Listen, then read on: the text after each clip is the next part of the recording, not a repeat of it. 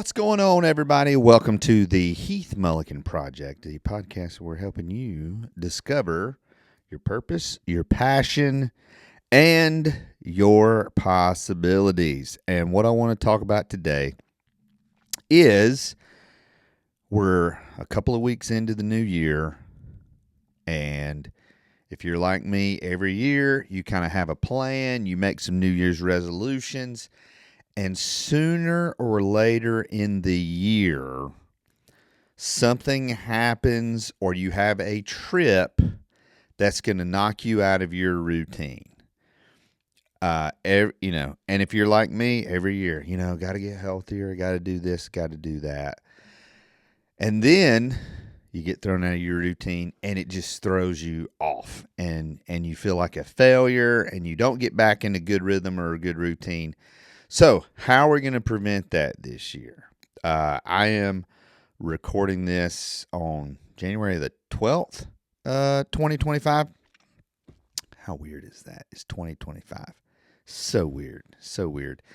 But I have travel the next 3 weekends. One is for fun, one is for vacation, and the other two are work related. One is to my parents' place at the beach. One is a retreat at our camp. And the third one is a trip to North Carolina. So, what am I doing? What am I planning to do to make sure that when I'm on these trips that I'm still getting my daily exercise, my daily mobility training, that I'm still doing the things that I need to do, the habits that I need to practice every single day to get healthy, to get to the places that I want to get to emotionally, physically, spiritually. Life is all about habits. What are the habits that we are forming or not forming? And I think as I sit here on the cusp of 50, I look back on the last 21 years since I graduated college and moved into full-time ministry and full-time work. And I see the habits that I didn't have. I see the bad habits that I did have, and I'm trying to make a course correction here in midlife. And when I look back over those, I can't even do math, 28 years, 27 years, can't even do math. What's wrong with me?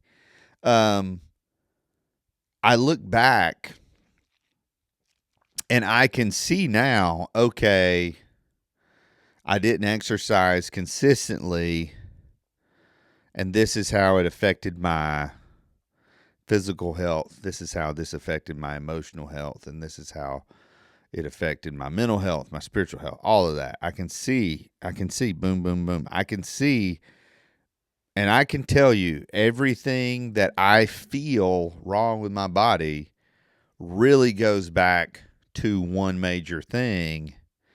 And that is what I'm doing right now. Sitting in a chair for hours at a time. Every day. The routine of sitting and sitting and sitting and reading and sitting and working on a computer and sitting and playing on my phone. So much of it has to do with sitting and basically forming my body into this position, and now trying to undo all of that. And you don't, again, we're talking 27, 28 years. You don't undo all of that overnight. And so I would say at this point in your year, whatever your goal is, you have to understand the patience, the time, the commitment, the habits. It's just going to take time. And so you got to cut yourself some slack. You got to give some room for grace. And you got to be in for the long haul. Part of being in for the long haul is planning for these interruptions. So this first weekend, easy. There's a Planet Fitness 2 miles from my parents' house. Boom. That is easy. When we were there for Thanksgiving, went there a couple of times. It's a nice Planet Fitness. They've actually got some perks that the one here in Clemson doesn't have. They actually have a cryo thing that I'm going to try out. I think Clemson's getting that. Where Clemson's hydro massage tables are, there's 2 spaces for other things that I think they're getting. Not 100% positive, but I'm excited for that. So, boom, that first weekend, there's a grocery store right near my parents. They're going to be, fully stocked with food, so I can eat wisely, but I'm also going to be able to get that exercise in. So that weekend's easy. The next weekend, the camp, we're going to be very active with the guys. But again, and I'll talk about this some on the next episode, or an upcoming episode, about some of my new kind of fitness commitments or fitness goals. But one of the things I've been doing in the new year is playing basketball and playing basketball every other day, going into the gym, just shooting around, trying to do between 30 minutes and an hour of different exercises, different drills, getting loose, but doing a lot of shooting. And so when we're at the camp, we'll have the gym. We've got outdoor goals. I'm going to be able to do that. Plus, and I talked about this on the tools episode, the one before this. I have a kettlebell that I know I can do a decent workout with. You can easily Google body weight exercises. You don't need anything. You don't need an equipment. You just basically need a place to stand and about 20 square feet to move, and you can get a good workout in. So there's no excuses. I know I'm going to have space up there. It's just in my brain.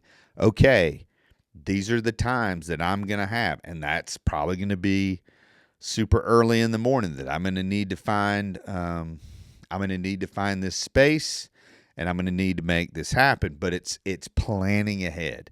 It's all about planning ahead, and then not just having a plan, having a backup plan. I've had to do that. There's been, we just had a couple of snow days. So I'm like, all right, I'm not able to get to, I'm not sure if the gym's going to be open. I'm not sure if I was having some issues with my ID with the school gym. Not sure. So there was one day I'm going to go to the school gym. If I don't get in, I'm going back to the apartment and I'm going to do a P90X video. And it was just like, all right, boom, boom, boom. I had a backup plan for my backup plan. And so for this, when we get to the camp, I got to figure out, all right, I got this time window. And if it doesn't happen then, I've got this time window. And so it's just having a backup plan. And then the weekend after that, we're on a speaking trip going to North Carolina. I don't know all the ins and outs of that yet. I think it's an overnight trip. And that's where it gets tricky, is when you're staying overnight. All right, where I'm staying, is there a gym? Is somebody staying in the room with me? Will I have that space that I can do a good body weight workout or some good flexibility? One of the things I've posted about recently is I got the Chat GPT subscription, and so went into Chat GPT. I think you do that, and just said, hey, here's my vitals. I'm 49-year-old man, about 70 pounds overweight, trying to get flexible, trying to get healthy. I need a nightly stretching routine. And hey, this will help this will help this. And so it was almost like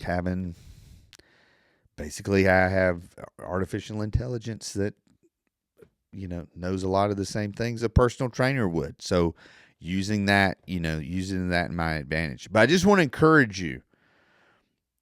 You may not, you might have got snow and you're like, oh man, this really just throwing me out of my routine. And don't let, like, if you've had a good streak going, maybe it's reading your Bible or exercising or eating right. Don't let that one day that you missed your streak, don't let that turn into 2 or 3 or 4 or 5 or 100. Okay? Just like, hey, that's okay. Cut yourself some slack and get back in the habit. Get back in the routine and make it happen. You fall off a bike, you fall off a horse, whatever, you dust yourself off and get back on. And you make it happen. Get back to work. Don't let one bad day, don't let one missed day completely derail you. Okay? It's gonna happen. There's gonna be a day when everything's not perfect. There's gonna be a day when something bad happens. There's gonna be a day when tragedy strikes. There's gonna be a day that completely upsets your apple cart. What are you going to do? What are you going to do when all the progress you've been making and everything you've been working for just kind of gets, destroyed, thrown off kilter? How are you mentally, physically, spiritually, and emotionally going to bounce back from that? It's going to happen. And the tension that we live in is preparing for the worst without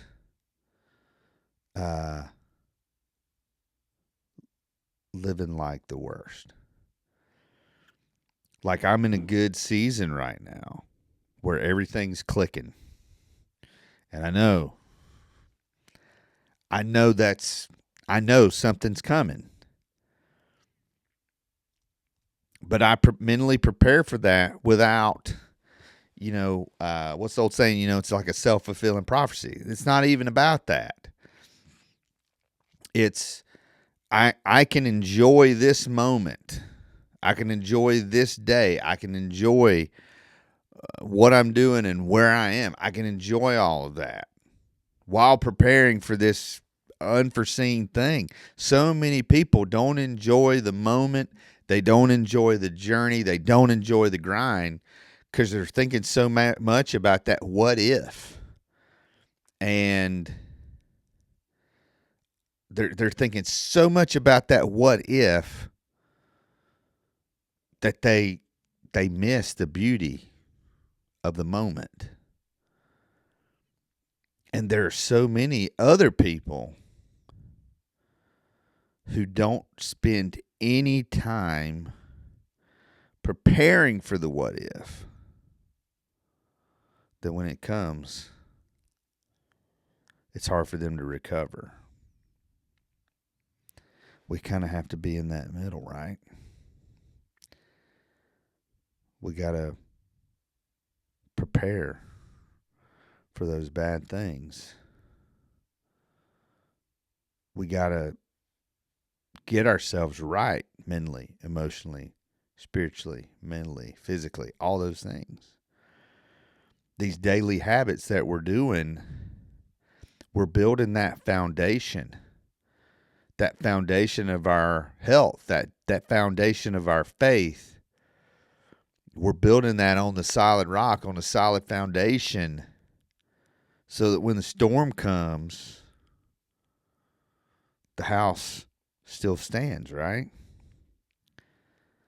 You can know the storm is coming, prepare for the storm, but not live in total fear of the storm. Here's the thing. I want that storm to know.